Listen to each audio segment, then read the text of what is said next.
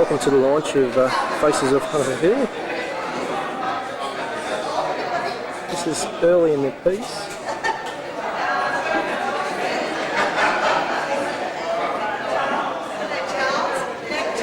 The lady at the moment.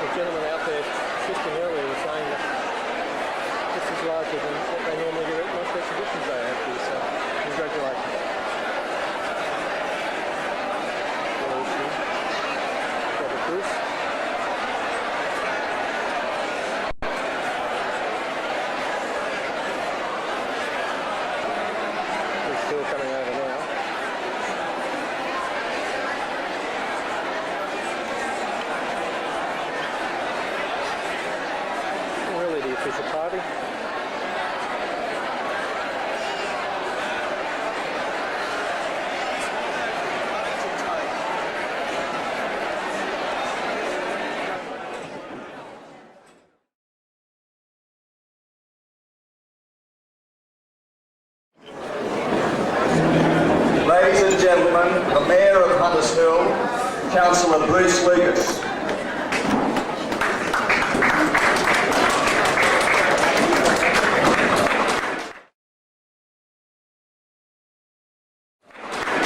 Good evening, ladies and gentlemen. Special people who come all the way from Dubbo, Orange, Wagga, and other far-flung areas of our state and territories. Welcome, and a very warm welcome to this, our Hunters Hill Town Hall. To all those who are featured in the Faces of Hunters Hill, a big welcome to you too. I suppose over 142 years when this was a borough and more recently a municipality, there's been lots of faces and events happening in this district which have probably gone partly untold. But tonight, with the launch of this book, we're seeing a little bit of something put together that in the future will have some sort of significance that people can look back and refer to as a bit of a milestone, I guess. And for all those who have taken the trouble of assisting with this compilation of book and put this together in the wonderful way it has been, I thank you for your time and your patience, because I know what it was like for myself, which I felt a little bit put off because I feel like a new face here in Hunters Hill. I mean, my family goes back through generations, but I feel I'm new into this part of the area. So without further ado, I'd like to hand over to our special guest, and once again, a very warm welcome to you all. Thank you very much. One apology I should mention is from our long-serving local federal member, that is until recently, and Prime Minister John Howard. John has made a contribution to this book, but I should state that he's not one of the faces. He expresses his best wishes for the launch and acknowledges the significance of this book with its grassroots approach to the unique history of Hunters Hill. Now, Jacqueline Grant. Well, the first encounter most of us had with Jacqueline was last year by phone or by letter, asking us essentially to bare our souls publicly. This clearly was not going to be an easy task for her or indeed for us. However, her undoubted success has been due to her obvious love of people and their stories and their locality. Now, Jacqueline is from country, originally Wagga Wagga.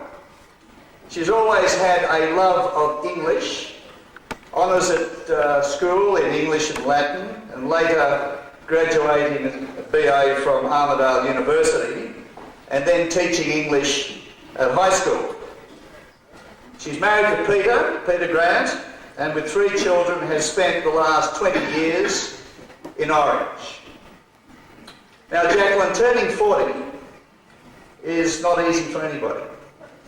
And I think she doesn't mind me telling you this, but when she turned 40, you might be able to work out things actually, I'm sorry about this, Jacqueline. But at her 40th birthday party, a friend asked, "What haven't you done yet that you'd like to do?"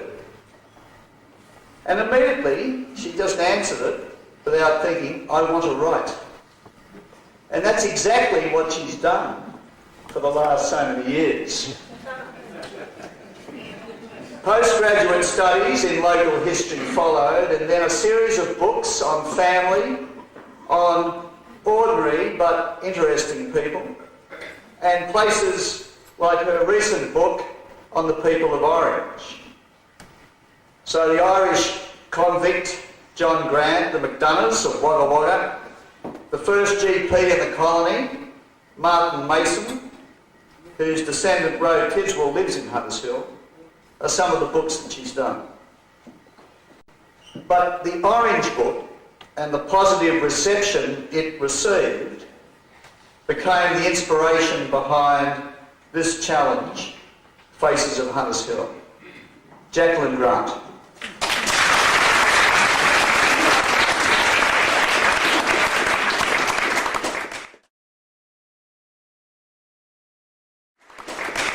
Thank you, Phil. Mr. Bruce Lucas, Mayor of Hunters Hill, and Mrs. Lucas, distinguished guests, ladies and gentlemen. Thank you, Mr. Mayor, for your presence here this evening and for your words of welcome. And thank you all for coming to the launch of Faces of Hunters Hill, my contribution to the celebration of being Australian. I do want to speak about the book itself because that is why we are all here. But first I would like to express my thanks to those who have helped to bring us to its launch tonight. Firstly, I want to say a huge thank you to all of you who are in the book for your willingness to be part of the publication, and also for taking the leap of faith that I would give you and your stories the respect they deserve. There are lines in every one of your stories that are eminently quotable. I know I will quote from them for the rest of my life. The few on the book's cover and many others will be quoted around Hunters Hill for years to come. This book holds just some of the hundreds of stories in Hunters Hill that could be told. Such a book could be produced again and again. My hope is that this type of book will happen. Our stories are all worth telling. There are personal rewards of identity and pride in recording our story. But also we owe it to future generations to put down in an accessible way the lives we are leading today. I thank my husband Peter for his patience, generosity and reasonable good humour during all my absences from home since last April, while I was having this wonderful time down in Sydney in these beautiful surrounds, meeting all you charming people. Our 3 daughters and their husbands will be helping with the book distribution later in the evening. I thank them all for everything they are, and especially for tonight for their willingness to be involved in yet another of Mum's book launches. I'm over the moon grateful to the Prime Minister, Mr. John Howard, for agreeing to write the foreword to the book. I've been delighted with a number of forewords for past books, but this one beats them all. It's a wonderful and well-earned tribute to you, the people of Hunters Hill. I thank too Tim James, whom I haven't yet seen arrive. Thank you, Tim. From Mr. Howard's electoral office in Gladesville. It was the sweetest music to hear you say, Tim, when I first rang to sound out someone on the likelihood, or ridiculous presumption, of asking the Prime Minister for this favour, when you said, well, I think Mr. Howard might view your request quite favourably. And he did. Thank you, Tim. The other great thrill for me was when Shirley Fitzgerald agreed to do the honours tonight, to launch the book. I tried to tell Shirley some months ago how honoured I felt with her acceptance, but she waved my words of praise aside. We all have our heroes, and Shirley, you have been one of mine for many years. I have read and applauded your books, and I listened in awe to your address last year at the Federation Lunch of the Royal Australian Historical Society at Parliament House. You were to me the first, the best choice to launch Faces of Hunters Hill, and I thank you for your immediate and enthusiastic response. I know I don't have to tell any of you who are in the book what a charming person your photographer is. I've been hearing his praises from you for months. And they are well deserved. Robert is a brilliant photographer, and as well, he's a lovely human being. Patient, courteous, calm in every storm, and always the best of company. Maybe we should do another one, Robert.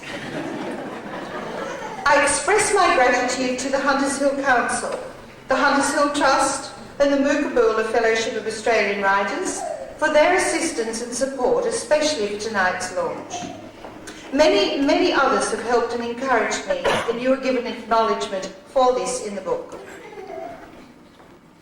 My final thanks is to a man who I believe epitomises the best in this best of Sydney suburbs. Phil Jenkin is one in a million. Yeah.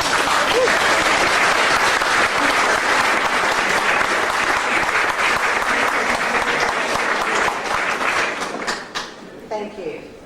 Generous to a fault, devoted to the good of Hunters Hill, this man loves his suburb with a heart as big as all Australia. For all the helping hands you put out along the way, including your acting as MC tonight, I thank you, Phil.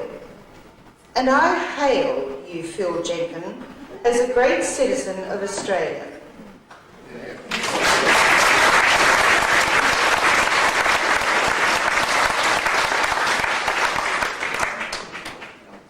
For a number of years, one of my favourite sayings has been, put your ear down close to your soul and listen hard. I've thought about and applied that phrase often in my own life. And for the past 12 months, I've been putting my ear down close to the soul of Hunters Hill and listening hard. And what have I heard? The same as you will hear when you read the book. I believe nothing less than the music of Australia. I've heard the thumping of the didgeridoo as people in the book paid tribute to the contribution made by our Aborigines to the preservation of our land for thousands of years before European colonisation. I've heard the clanking of convict chains, faintly today, but remembered with pride by descendants of those back to the First Fleet. There are the haunting echoes of prominent early colonials like Governor Philip Gidley King, Samuel Marsden, Deputy Surveyor General Robert Fitzgerald, and Richard Rouse.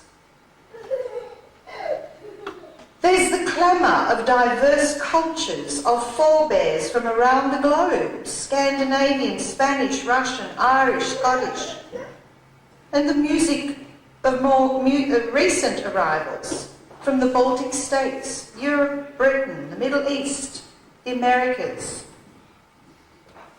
These strains are from other places and other times. And when I put my ear down again to Hunters Hill's soul, I was enchanted by all that I heard of present-day faces of Hunters Hill. There is the measured rhythm of those who have firmly entrenched family roots in the soil of the suburb for over 50 years, and of others who have lived all their long lives here. I have heard the triumphant arias of many who have achieved eminence in the wider community, national and international, in fields of expertise ranging from the arts to medical research. I have heard the rallying call of so many standing up for and defending their democratic rights. This municipality is as strong and generous in its community awareness and involvement as I have ever had the privilege to witness. And the recurrent rhapsody that sounds through the whole book is a reflection on and the expression of feelings for the inspiring beauty and the sustaining peace of where you live, Hunters Hill. I hope you hear what I have heard when you read Faces of Hunters Hill.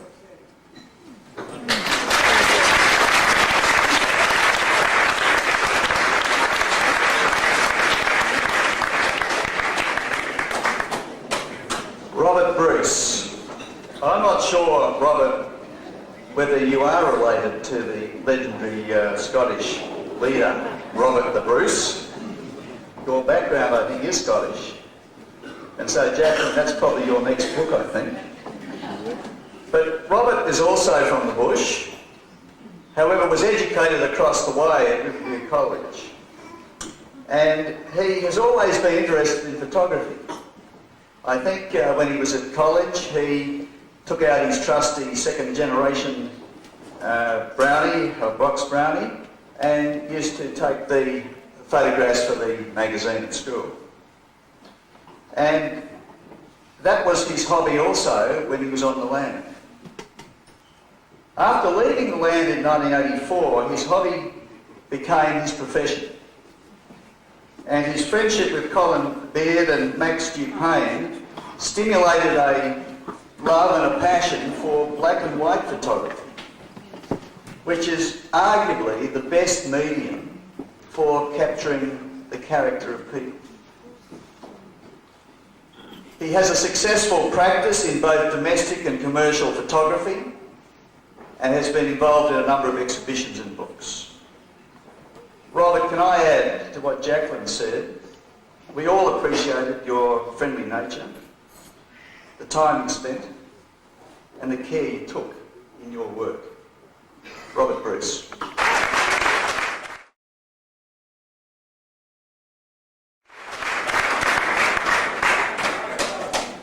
Thank you, Phil, very much. And thank you, Jackie, for your very kind words. You have been listening to a writer speak up until this point. Now you're going to have to listen to a photographer. It's been a great opportunity working in this suburb. In fact, it's been one of the highlights of my career, I think, so far. I've enjoyed it immensely. I want to thank Jackie for allowing me to provide the skin, as it were, for the soul and heart of her book. It was an extraordinary experience and it's given me, as I said, great satisfaction. I've probably been in more houses in this part of the world than most of the local real estate agents. And that in itself has been an absolute delight, because there's no doubt one of the things I think that struck me more than anything in this suburb was the beautiful leafy streets and the superb houses that you have here. Some very old and some, perhaps when you get towards Pulpit Point, not quite so old.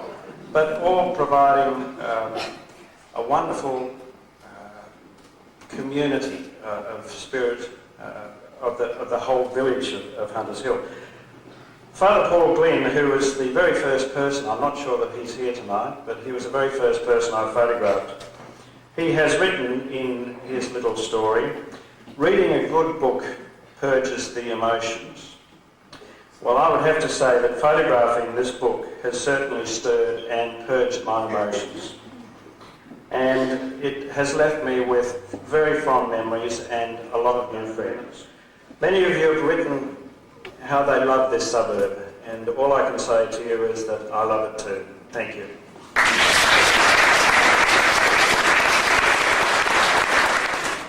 Shirley Fitzgerald has a love of Australian social and urban history. She graduated a BA with honours in Australian history and has a PhD in urban history, grassroots history, and I think the earliest academic recognition of the significance of such history in this country. She is presently the City of Sydney historian, a past president of the History Council of New South Wales, and has been, which is of interest to Hunters Hill, has been a trustee of the Historic Houses Trust and an advisor to the Heritage Council. Shirley has been the author of many books and articles, including Sydney, 1842 to 1992, and also the companion book to Bruce Beresford's recent IMAX film on Sydney, and a number of books highlighting the cultural diversity that exists in the suburbs of this city. And one of the local history books that she recently, or not so recently, completed was on Millers Point. So it can't be easy to write local history. Shirley, we are honoured that you will launch this book, Faces of Hunters Hill.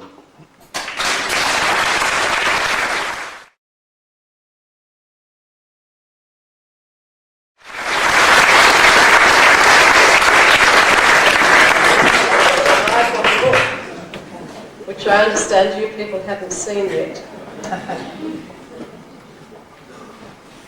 Mr. Mayor, honoured guests and honoured guests, I am delighted to be asked to launch this book of Jackie Grant, Faces of Hunters Hill. I guess everyone knows that Hunters Hill is up there with the loveliest of Sydney suburbs. And this usually means that when it's described, it's done with a lot of attention to the physicality of the place, the aspect, the houses, the heritage listings, those famous stone walls, the views, and so on. And of course, tonight is the end of Heritage Week in New South Wales, so it's highly suitable that the book be launched this week. But one of the first things that you notice about the book, that the focus clearly is on the people. And historians are always saying to the heritage people, yes, built fabric is important, yes, houses are important, but cultural and social heritage also is important. Those other things, of course, could not be ignored when it comes to Hunters Hill. Many of the people Jackie interviewed for the book talk about the physical beauty of the place as a reason for coming to live here. But when you talk about it, you also talk about a lot of other things: marriages, kids, organisations, churches, pubs, working and professional life. When you see the book, you'll realise that the stories are arranged alphabetically.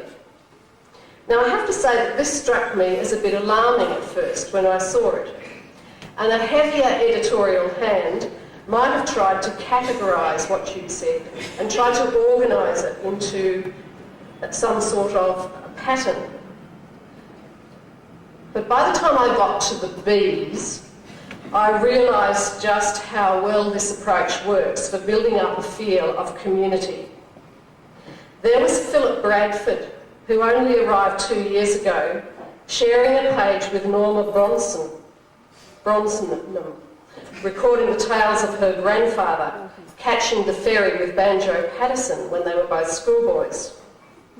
And there was Rhonda Boyd, who'd only ever lived in 2 houses in her whole life, and both of them in Hunters Hill, and she's staring across the page next to Sharon Boyle, who no doubt hopes that there are not too many Rhondas in the world because she sells real estate.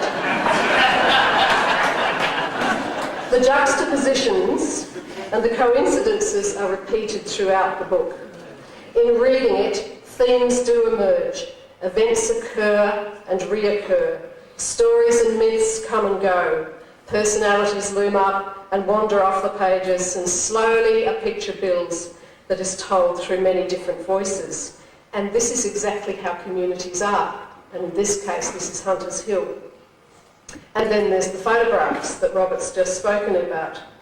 Again, it's the people who are centre stage, but they are recorded in a complexity of settings that include the fabric and the form of the place in ways that are wonderfully complex. And as has been pointed out, they are black and white pictures, but in them you can actually see the colours. Whether it's the vibrant richness of Judith Burgess's quilt hanging on a wall, or the sunshine tumbling down the stairway of the Pinson's place. Now, good design and a terrific photographer don't make a good book necessarily, but they certainly contributed to this good book. A more traditional book that listed the local dignitaries and put all the organisations in their places would in the end just join the ranks of all the other books like that, which somehow managed to place ordered and dull, to appear ordered and dull, even when in truth the opposite was the fact. So alphabetically is how this book should have been done.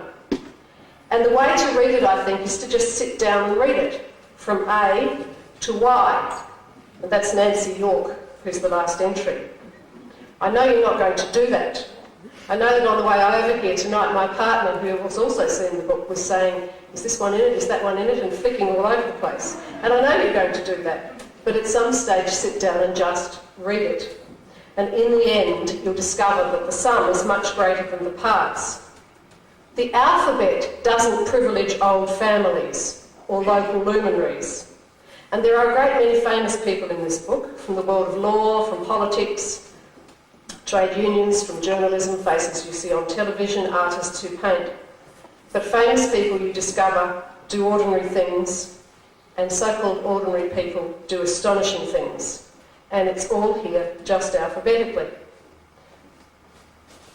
Of course, there are some themes, and by the time you're halfway into it, you know what these themes are. I can't talk about all of them tonight, but just a couple that really hit me reading it. The first one was that the tranquility of this place covers stories of battles, great and small, in all directions about all sorts of social issues.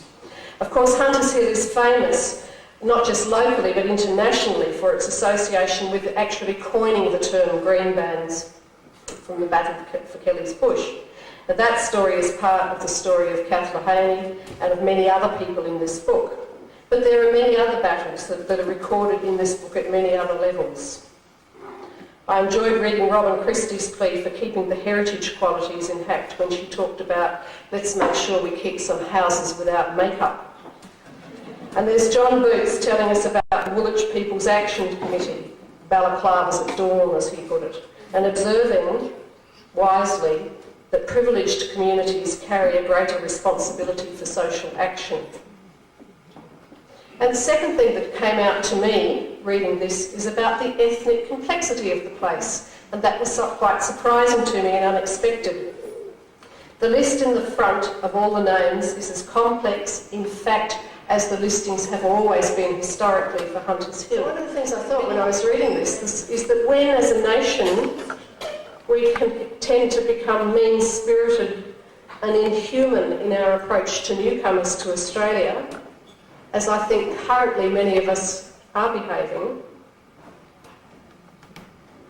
we might pause and learn from this book and from Hunters Hill how much more tolerant we've been as a nation on past occasions and how rich the heritage is that has flowed from that tolerance.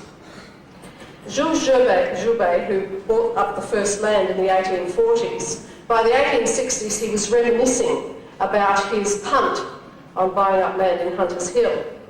And he said that he bought it with a thorough knowledge of its foul reputation and set to work in real earnest to redeem it.